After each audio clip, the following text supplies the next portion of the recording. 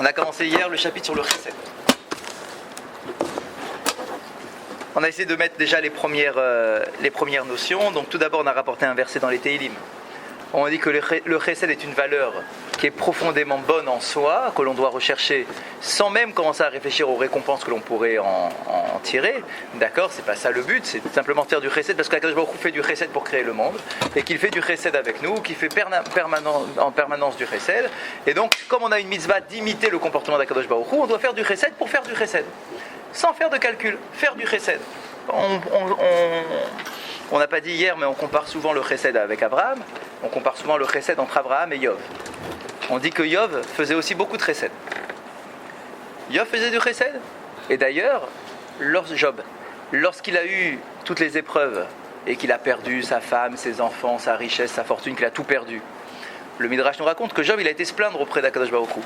Il a dit, je comprends pas, pourquoi tu m'envoies toutes ces épreuves, qu'est-ce que je t'ai fait ? Qu'est-ce que j'ai fait de mal ? Je suis un bon juif. Bah ouais, je suis un bon juif, je fais les mitzvot, je truc. D'accord ? Pourquoi tu m'envoies toutes ces épreuves ? Et le Midrash continue en disant, mais je suis comme Abraham. Abraham, tu lui as pas retiré tout ça. Tu lui as pas enlevé ses enfants, tu lui as pas tout enlevé. Abraham est resté un homme riche. Alors c'est vrai qu'il a eu des épreuves, mais il n'a pas été touché à ce point-là, dit Job. Et il dit, regardez ce qu'il rajoute. Il dit, moi je suis comme Abraham, je ne mérite pas d'avoir des épreuves plus difficiles qu'Abraham. Je suis comme Abraham et je vais te dire pourquoi. Parce que moi aussi je fais du chesed. On dit qu'Abraham il accueillait tout le monde sous sa tente. Mais moi aussi j'accueillais tout le monde sous ma tente, dans ma maison. J'étais très riche et j'utilisais mon argent pour faire du bien. J'ai pas été avare. Je fais du chesed. Donc pourquoi est-ce qu'entre deux chesed, il y a ce genre de différence de comportement vis-à-vis du chesed d'Abraham et vis-à-vis du chesed de Job ? Et le Midrash répond la chose suivante. Il dit qu'en réalité, il y avait une grande différence entre le chesed fait par Abraham et le chesed fait par Job. Et regardez l'enseignement, il est très joli.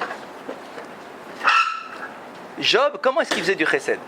Lorsqu'il accueillait les gens chez lui, à chaque personne qui faisait rentrer, et il faisait rentrer beaucoup de monde chez lui, chaque personne qui mettait le pied dans sa maison et qui s'asseyait autour de sa table, Job posait toujours la question, toi monsieur, qu'est-ce que tu veux manger ? Qu'est-ce que tu as l'habitude de manger ? Du pain avec de la farine, avec du son, avec des céréales. Dis-moi exactement ce que tu veux. Quelle sorte de viande tu as l'habitude de manger ? De la volaille, de la viande blanche, de la viande rouge. Dis-moi ce que tu as l'habitude de manger, je te le donne. Ça, c'est le chesed de Job. Le chesed d'Abraham, il n'était pas comme ça. Le chesed d'Abraham, Abraham ne posait jamais la question à l'individu qu'est-ce que tu veux manger ou qu'est-ce que tu as l'habitude de manger. Ce que faisait Abraham, c'est que ce qu'il avait de meilleur, il mettait sur la table. C'est-à-dire, et alors, en quoi se joue la différence ? Et elle est là. Alors, regardez, écoutez juste la réponse et après on discute. Job conçoit le fait de faire du chesed comme étant combler un manque. Tu as l'habitude de manger du pain avec de la farine blanche, je te donne du pain avec de la farine blanche. Tu as l'habitude de manger de la viande de volaille, je te donne de la volaille. Je comble un manque. Ça, c'est le chesed de Job. Le chesed d'Abraham, c'est pas combler un manque, c'est donner pour donner. Peu importe, je suis pas en train d'essayer de combler ce que tu as d'habitude de manger. C'est pas ça le vrai chesed au niveau d'Abraham. Au niveau d'Abraham, c'est de donner pour donner, parce que j'aime donner. Donc si dans ma cuisine, il y a les plus beaux mets, et que c'est du pain blanc ou de la volaille, etc., je donne ce qui est le plus beau dans ma cuisine. Parce que tu attends toi. Je ne comble pas un manque simplement. Je viens te donner pour donner. Et le chesed donc d'Abraham est supérieur à celui de Job. C'est ça le vrai chesed. C'est de satisfaire avec générosité, sans calculer qu'est-ce qu'il a l'habitude et d'où est-ce qu'il vient, parce qu'on pourrait tous se dire ça. Mais ce gars-là, de toute façon, c'est pas un gars qui a l'habitude d'avoir de plats raffinés. Pour lui, je lui donne un morceau de pain, même si c'est le morceau de pain de la veille, il sera content avec ça. J'aurais comblé son manque, c'est vrai. Mais ce n'est pas le même chesed qu'avec Abraham. Abraham, il te mettra sur la table la chose la plus raffinée qu'il a dans sa cuisine. Peu importe le niveau social de celui qui est à la table. Et peu importe les habitudes culinaires de celui qui est à la table. D'accord ? C'est la différence du chesed. On l'a vu quand les voisins sont arrivés. Exactement. Tac, allez vas-y, je te mets. Il avait appris Sarah de préparer exactement ça. Exactement, le mieux. Les langues de machin, c'est la viande la plus tendre, la plus chère, tout ça. Je te donne le meilleur. D'accord ? Ça, c'est une belle idée. Le chesed, c'est donner à l'autre sans réfléchir, sans calculer. Je donne, je te donne. Ça me fait plaisir de donner, comme Akadosh Baruch Hu. Akadosh Baruch Hu, quand il fait du chesed, il ne le fait pas pour combler un manque, puisqu'au début, il n'y avait pas de manque. Il n'existait pas de manque, puisqu'il n'y avait pas encore de création du monde. On dit qu'il a créé le monde sur le chesed. Et le chesed Akadosh Baruch Hu, lorsqu'il a créé l'humain, c'est pas pour combler un manque, il n'y avait aucun manque. Il l'a créé par amour. J'aime donner à l'autre. Et donc, je te donne la vie. Point. Je commence pas à réfléchir derrière. Moi, j'ai un problème. Allez-y. Il faut qu'on comprenne. On sait par ailleurs, il y a aussi un midrash, aussi un maassé, qu'il y avait un pauvre qui est arrivé affamé pour manger, et le maître de maison lui a donné des plats que le pauvre n'a pu manger, et il en est mort. Non. Donc, de vouloir donner des fois le bien... Un trop de chesed. Non, mais alors comment ça... Comment est-ce qu'on le fait correspondre? On fait correspondre. Je sais pas, où est-ce que vous avez vu ça? Ça midrash? Oui, c'est un midrash, il a marqué c'est un danger de donner... C'était trop loin de ce qu'il pouvait... ce qu'il avait l'habitude de... Oui. C'est ça, trop élevé par rapport à ce qu'il avait. Pardon, oui, exactement. Il avait tellement vécu dans le... Non, ça peut aussi entraîner une frustration, c'est-à-dire que quelqu'un qui a l'habitude de manger simplement, on va lui donner un truc qui est du foie gras, ça risque de créer des frustrations énormes. Donc ça va le gêner d'avoir un truc. Bon. En plus, d'accord, ouais, il faudrait voir comment ça fait ça. Quand vous avez dit que Job s'est adressé à Kadosh Baruch Hu pour dire, moi je suis là, en réalité les épreuves sont faites pour nous éduquer, pour nous élever. Exactement, bien sûr. Donc Job avait la question sur lui-même. Bien sûr. Qu'est-ce qui a manqué chez lui? Dans mon comportement, moi Job, qu'est-ce qui a pu manquer? Alors que j'ai l'impression d'avoir fait du chesed moi aussi. Exactement. D'accord. Et là, bien évidemment, il faut après voir un peu exactement les petits détails, mais sur l'idée de fond, d'accord, et celle qu'on avait vue hier, c'est cette idée-là, c'est que le chesed, il n'est pas censé être calculé. Tu fais pas du chesed parce que le monde tient sur le chesed. Tu fais pas du chesed parce que tu vas avoir une part dans le Olam Haba. Tu dois faire du chesed parce que tu aimes faire du chesed. C'est ça qu'on doit apprendre. Comme Akadosh Baruch Hu, qui nous fait du chesed sans rien attendre en contrepartie, puisqu'on ne fait ça, on peut rien lui rendre. Oui. La question qu'on pose, c'est les limites. La question, c'est les limites du chesed. Le chesed d'abord démarre déjà par rapport à moi et ma femme, moi et mon ami, moi et mes enfants, mais ça c'est dans la parole. Ah bah justement, hier on a dit, donc c'est le deuxième point qu'on avait évoqué hier, c'est qu'il y a trois façons de faire du chesed. On fait du chesed, il y a trois façons. On fait du chesed par son corps, on fait du chesed par son argent, et on fait du chesed par ses paroles. C'est les trois façons, il y a trois voies pour faire du chesed. Tu peux faire du chesed simplement en étant là, et regardez l'exemple qu'il donne, on ne l'avait pas donné hier. Kegon lifto achadelet, la dofek. Le simple fait d'aller ouvrir une porte à quelqu'un qui frappe et qui attend, le simple fait d'ouvrir une porte, c'est aussi considéré comme du chesed. Pourquoi? Parce qu'il est là de l'autre côté, il attend, il poireaute, pour un serrurier c'est important, d'accord? Le simple fait d'aller ouvrir une porte, il est là, il est de l'autre côté, il attend, il a froid, il se demande s'il y a quelqu'un à l'intérieur, etc. Le simple fait de se déplacer, d'ouvrir la porte, de ne pas le laisser poireauter pendant 3 heures, d'accord, de venir ouvrir la porte et d'avoir un sourire en disant Baruch haba, bienvenue, c'est déjà du chesed. Donc premier exemple. Deuxième exemple, Kegon le achlif maod bifrutot. Écoutez l'exemple, c'est un truc incroyable. On va dire mais c'est rien du tout ça. Regardez ce qu'ils nous disent.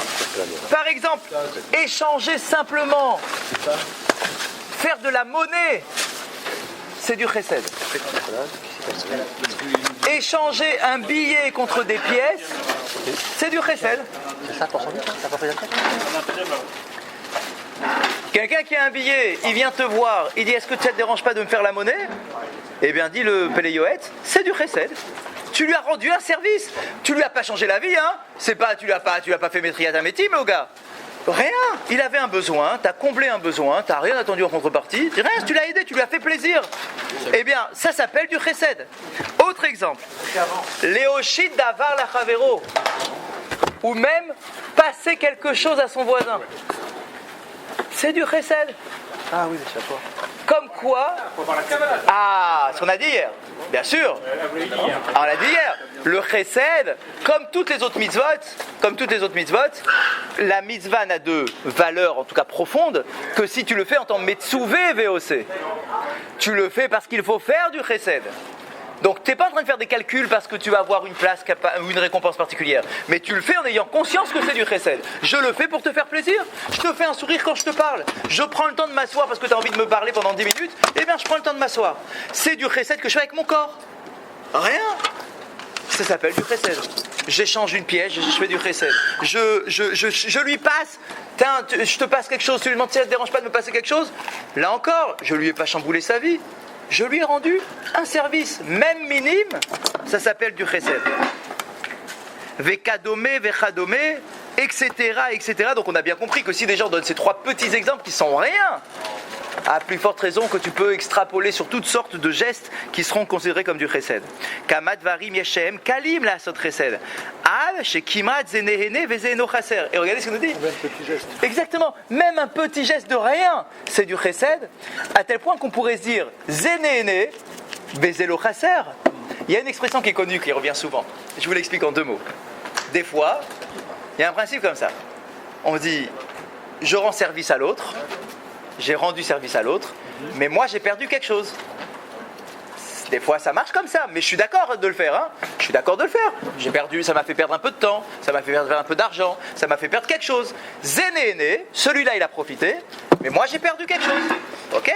Que je le récompense par autre chose, par une récompense spirituelle, etc. Oui, bien évidemment, mais physiquement, Zéné, vezé chaser. Lui, il a perdu, il a gagné, et moi, j'ai un peu perdu. Mais c'est pas grave. Ok. Mais là, ici, dans le chesed, tellement que le chesed est large, on est dans une situation où c'est zénéné, celui-là, il profite, et moi, j'ai rien perdu. Ça veut dire que concrètement, tout le monde a gagné dans l'histoire. Lui, il a gagné parce que je lui ai rendu service, et moi, ça m'a rien fait perdre. Je lui ai passé un verre d'eau. J'ai rien fait. Eh bien, c'est aussi du chesed. Donc, le chesed a cette dimension qu'il n'y a pas dans la tzedaka. La tzedaka, zénéné, vezé chaser. Lui, il a profité et moi, j'ai perdu. Dans ma poche, je perds, hein, d'accord, pas spirituellement, mais j'ai perdu dans ma poche, j'ai perdu 3 pièces. Ok. Là, dans le chesed, c'est que lui, il profite et moi, j'ai pas perdu. J'ai rien perdu. Et ça s'appelle quand même du chesed, donc c'est une mitzvah qui est quand même particulière, où finalement tout le monde y gagne. Où venez Adam et Zalzelim Bahem, et pourtant, les gens dédaignent ce comportement de chesed. On m'a dit des Mezalzel, Zilzoul, d'accord, on a rabaissé. On le rabaisse alors que c'est rien. Pourquoi on le rabaisse ? Parce qu'on a l'impression que c'est rien. C'est pour ça, on a une mauvaise approche du chesed. Exactement. Qu'est-ce que je fais quoi ? Parce que je lui ai fait un sourire, alors j'ai fait du chesed. Parce que je lui ai passé le sel. Léochit d'Avar, tu lui as passé quelque chose. Et bien, pourtant, on nous dit, malheureusement, les gens sont mezalzelim. Ils rabaissent la mitzvah du chesed. Velo yedrou maou chesed ou maraf tuvo. Parce qu'ils ne sont pas conscients de la grandeur du chesed et des conséquences que cela peut engendrer chez la personne. Ve'atemal bene Adam. Et regardez la stupéfaction qu'il va porter. Il va dire, il y a quelque chose de très surprenant. Bene Adam, il y a des gens chez Notnim Kama Maot al Mitzvat Pitichat Haechal ou al Holachat Sefer Torah Vechadome. Il y a des gens qui sont prêts à mettre une fortune pour aller ouvrir un Echal. Ouais, quand on vend une mitzvah, jour de Kippour, Echal, d'accord, 15 000 euros, 20 000 euros, d'accord, et des gens qui sont prêts à mettre une fortune pour ouvrir un Echal, ou bien pour porter un Sefer Torah et le traverser la synagogue avec. Oliyot Sandak Vekadome, il semblerait qu'à l'époque, le Sandak, ça s'achetait aussi. Il y a des gens qui étaient prêts, ah ouais, vous connaissez cette façon de faire ? Il y a des gens qui sont prêts à payer pour être Sandak. Vous connaissiez ça ? Vous savez pourquoi ? Non, oui, parce que ça efface les fautes. Non, Ah, pourquoi ? c'est comparé à l'actorette. Ah ouais, c'est ça, ok. Ça s'enrichit. D'accord. C'est aussi une ségoula d'être Sandak, ok. Ouais. D'accord, donc il y a des gens qui sont prêts à payer pour être Sandak, pour ouvrir un Echal, pour porter un Sefer Torah.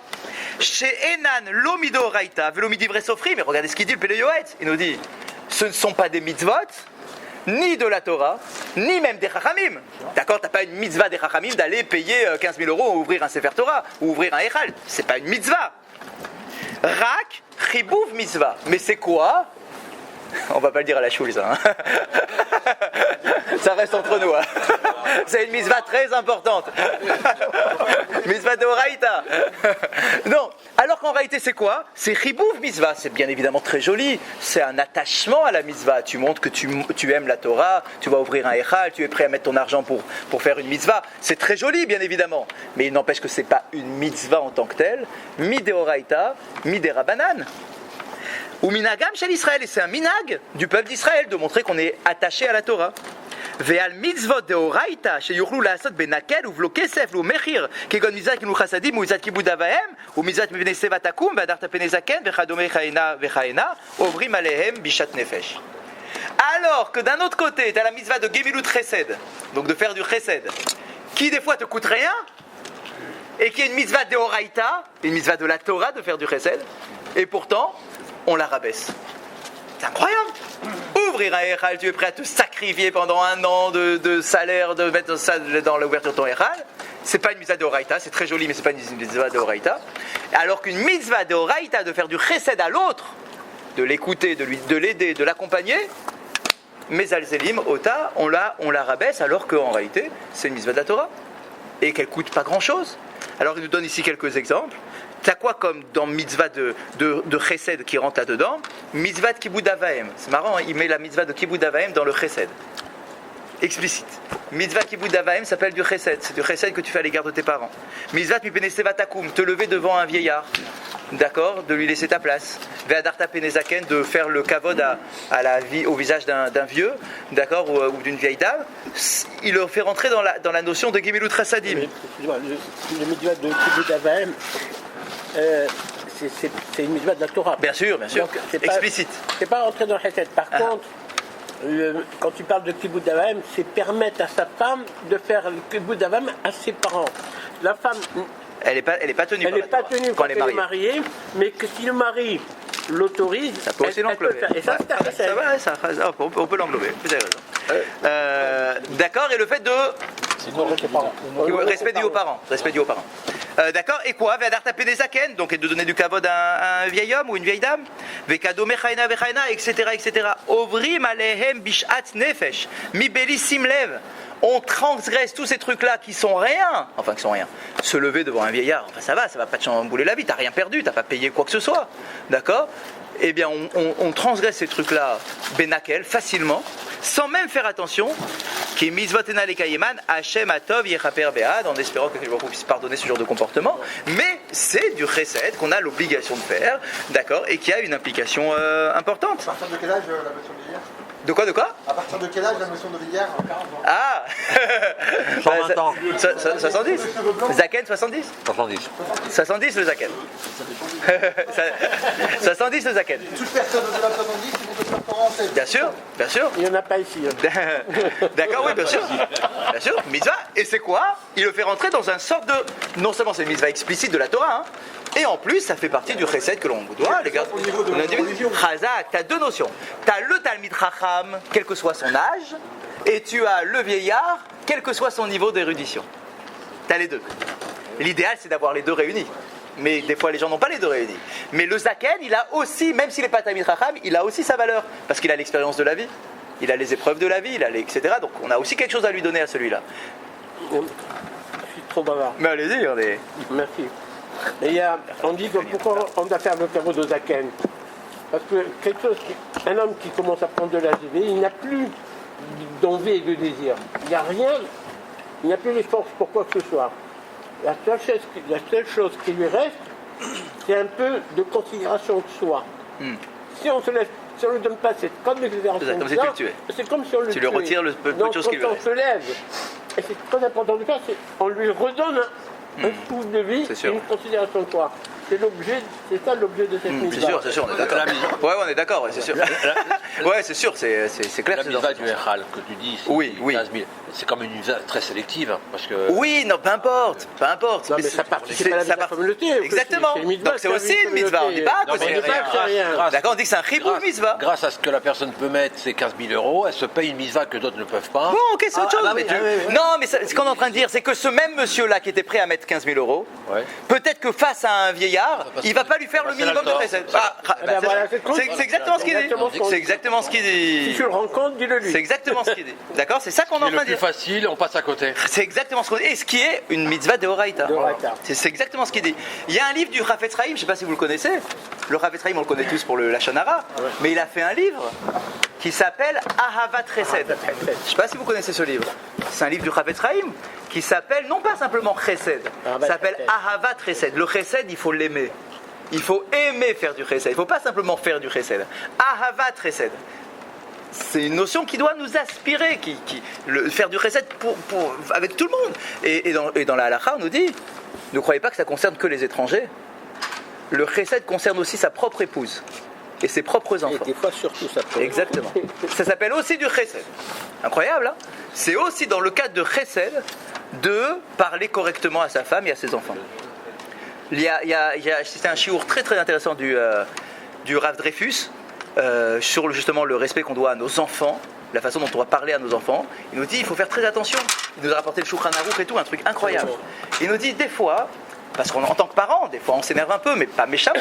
Des fois on est un peu dur avec nos enfants parce qu'on veut que ça marche mieux, on veut qu'ils progressent, on veut qu'ils s'élèvent. Donc des fois on est plus dur avec nos propres enfants qu'avec des autres, c'est clair. D'accord, je crois qu'on est tous dans la même, dans les mêmes conditions. D'accord. Et bien pourtant, il est écrit méforache que l'enfant, il doit avoir aussi une estime de soi que tu dois lui permettre d'acquérir à travers toi, parent. Et tu as du chesed à faire à l'égard de ton enfant, autant qu'avec un étranger à qui tu vas rigoler dans la rue, avec qui tu vas se faire un grand sourire, à qui tu vas l'aider pour traverser, pour faire n'importe quoi. Eh bien, on a aussi une mitzvah de faire du chesed avec ses propres enfants et avec sa propre femme aussi. D'accord, pareil. C'est pas parce qu'ils sont dans la famille que tu peux les casser et les machins. Non, on a aussi une mitzvah de chesed avec notre propre environnement, avec nos propres enfants. C'est difficile, hein? Ouais, bien sûr. Bah, c'est clair. Bah ouais, d'accord. Mais il faut aussi les éduquer, donc il faut trouver le juste équilibre. Et maintenant, donc, il extrapole en nous disant que la notion de chesed fait partie de la mitzvah de ve'ahavta l'ereacha kamocha, d'aimer ton prochain comme toi-même. C'est-à-dire que dans la mitzvah ve'ahavta l'ereacha kamocha, il y a la notion de chesed. Et regardez que la phrase, elle est très jolie. Sheyetzayer bedato imhu haya nitzrach leoto davar echaya rotze shechavero yaaselo kachaya sehu lachavero. Tu veux savoir comment tu fais du chesed? C'est une histoire d'imaginaire. D'accord? L'etzayer, c'est, normalement en hébreu, l'etzayer c'est dessiner. C'est-à-dire qu'il faut que tu fasses un film. Fais-toi un film dans ta tête. Quel film? Le suivant. Si toi, tu étais à la place de l'autre, et si toi, tu avais besoin de la monnaie, qu'on te passe le truc, qu'on te fasse un sourire, qu'on t'écoute quand tu as besoin de parler, comment est-ce que tu voudrais que l'autre réagisse si c'était toi qui étais dans le besoin? Eh bien, mets-toi exactement dans la même circonstance, dans la même condition. Vous avez dit hier, il faut se mettre à la place de l'autre, exactement. Mais c'est bien de le dire, mais c'est très difficile de faire. Ah ouais, faire, c'est sûr. Parce que personne ne s'imagine. C'est pour ça que le mot, il n'y a pas écrit dimayon. Dimayon, c'est aussi imaginer. Mais c'est plus que imaginer, c'est l'etzayer. Dessine-toi, ça veut dire vraiment concrètement, comme si c'était toi qui étais en face. Ve'al yachosh al torar gufo dilfum tsaragra. Et si cela nécessite un engagement de ta part, un engagement physique, peut-être que celui-là, le pauvre, il vient tous les jours à la choule avec moi. Enfin, il vient tous les jours à la choule. Et ce jour-là, il a un problème de voiture. Il m'a demandé la veille si ça ne me dérange pas d'aller l'attraper. Mais le problème, c'est que pour aller le prendre, il va falloir que je me lève 10 minutes plus tôt ou un quart d'heure plus tôt. Il habite un peu plus loin, c'est un truc, c'est un détour. Et faire un détour, c'est tout de suite un quart d'heure de plus, etc., etc. Ça va empiéter sur ma façon d'être ou ma façon de vivre mon réveil du matin. Et on dit, c'est aussi du chesed. Ça s'appelle du chesed. D'accord, se dire simplement non, c'est refuser de faire le chesed. Et c'est pas simplement de le faire en tirant la tête pendant le quart d'heure où tu es avec lui dans la voiture, c'est le faire en lui montrant que tu as été content de le faire, de le remercier, de quelque part de le remercier, de te permettre de faire du chesed. Souvent, vous savez, des fois avec la mitzvah de tzedaka par exemple, des fois on est un peu gêné. On est un peu gêné, on se dit encore quelqu'un, et encore quelqu'un, et encore quelqu'un, encore, tous les jours il y a quelqu'un qui vient, et encore quelqu'un. Normalement, si on était bien construit, on devrait avoir l'approche inverse. C'est-à-dire qu'on devrait être content, on devrait remercier celui qui vient, parce que c'est lui qui nous permet de faire la mitzvah et qui me permet d'utiliser mon argent de manière positive. C'est même le Rav, il a dit une chose qu'il faut que tout le monde se mette dans le crâne, parce que c'est très important. Et on a une mitzvah de la Torah de donner un tiers d'une valeur par an pour la tzedaka. Et on est quitte de la tzedaka sur toute l'année. C'est ce qu'on donne, le shekel qu'on donne pour un tiers, ça suffit. Mais à Kadosh Baruch Hu, tous les jours, on doit se considérer que notre vie est mise en balance. Quand Kadosh Baruch Hu nous donne devant nous il aime quelqu'un qui vient demander à faire, il met devant nous une occasion C'est ça. pour que nous rallonge la vie. C'est nous. Pour faire pencher du bon côté Je me là. rappelle, le tzedaka, c'est ma bête, le tzedaka, sauve de la mort. Donc quand on fait ce geste de tzedaka, en réalité, c'est pas à lui qu'on rend service. C'est à nous. On a compris le message d'Hachem et on a agi pour que notre vie soit prolongée. Donc on devrait le remercier de nous permettre de faire ça. Et il nous dit, et donc des fois, donc c'est un effort physique, c'est vrai. D'accord, c'est un effort physique. Je suis resté plus longtemps pour l'écouter. J'ai été le chercher, j'ai été l'aider parce qu'il m'a appelé en catastrophe parce qu'il avait sa roue qui a crevé, etc., etc. Ça s'appelle du chesed. Tu vas dire, ah oui, mais d'accord, mais là c'est un chesed qui empiète sur mon bien-être, d'accord, ou sur ma façon de vivre. On dit, oui, d'accord, mais n'oublie pas non plus Delfum Tsara Agra. Il faut que ça renforce. Parce qu'Akadosh Baruch Hu, il prend en considération aussi selon les efforts que tu mets sur la table. Ça fait partie aussi de la façon dont Akadosh Baruch Hu va nous juger. Bah, si tu lui as simplement passé un verre d'eau, ou bien si tu t'es levé 1 heure plus tôt pour aller l'aider, ou bien tu as été en plein milieu de l'après-midi pour lui changer sa roue parce qu'il était seul et désemparé, bah, c'est pas la même implication, c'est pas le même chesed, c'est pas le même poids du chesed. Les fum tsara agra, tout dépend de l'investissement que l'on peut mettre dans la réalisation du mitzvah. Très bon en tous les cas. Ouais. Et il nous dit particulièrement, on continuera ça demain si Dieu veut, particulièrement sur l'argent, que l'effort qui sera consenti sur l'argent aura toujours un poids très particulier d'Akadosh Baruch Hu, parce que l'argent, on a toujours l'impression que ça fait partie de notre être. D'accord ? Je suis mon argent. Donc quand on donne de l'argent, on a toujours l'impression de perdre quelque chose qui est vital. Et c'est pour ça que le chesed avec l'argent aura toujours beaucoup plus de poids que celui que je peux faire avec un sourire, qui ne coûte pas grand-chose, ou bien même avec un effort physique d'aller perdre un quart d'heure. Mais celui de l'argent est toujours très particulier et aussi, si Dieu veut, demain on essaiera de creuser un petit peu dans ce sens.